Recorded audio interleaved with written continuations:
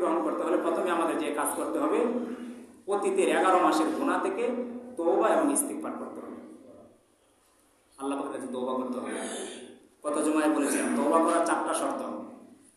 সাথে সাথে সেই গুনাহ ছেড়ে দিতে হবে। যে গুনাহ করেছি 11 মাস, আজকে থেকে এই গুনাহ সম্পূর্ণরূপে ছেড়ে দিতে হবে এবং ভবিষ্যতে এই গুনাহ করা যাবে না, এই কথার উপরে, এই ওয়াদার উপরে প্রতিজ্ঞাবদ্ধ হতে হবে এবং আল্লাহ পাকের সামনে কায়েমানুবাক্যে দোয়া করতে হবে, বিনয়ের সাথে দোয়া করতে হবে এবং মাফ চাইতে হবে। এই 4টা শর্তকে সামনে রেখে তওবা করতে হবে। তাহলে আগামী যে রমজান মাস শুরু হচ্ছে, সেখান থেকে আগামী রমজান পর্যন্ত আশা করা যায় আল্লাহ তাআলা আমাদের আমলনামাগুলোকে কবুল করবেন।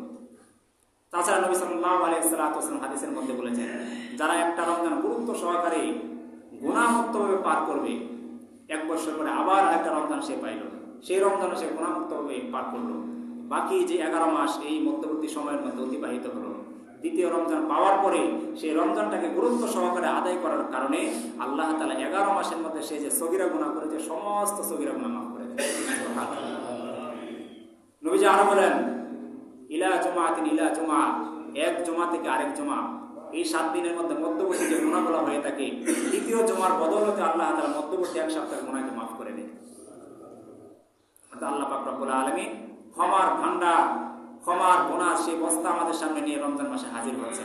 এখন আমাদের শুধু উচিত সেই ক্ষমা নেওয়ার জন্য কিভাবে আমরা নিব, সেই ক্ষমা কিভাবে গ্রহণ করবো, সেটার জন্য প্রস্তুতি গ্রহণ করা।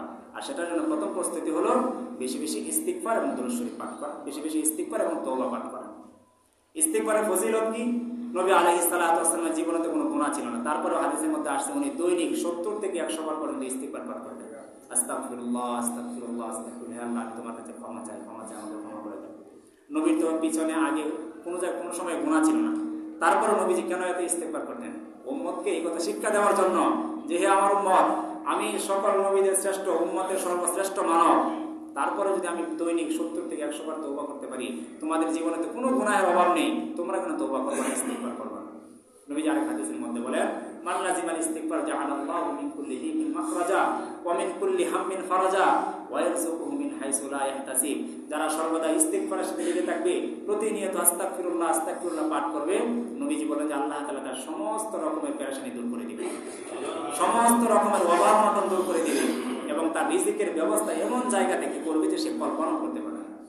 সুতরাং মুহতারাম হাজরিন, যদি আমরা রমজানের প্রস্তুতি গ্রহণ করতে চাই, আমাদের জন্য প্রথম কাজ হবে তওবা এবং ইস্তিগফার করে নেওয়া।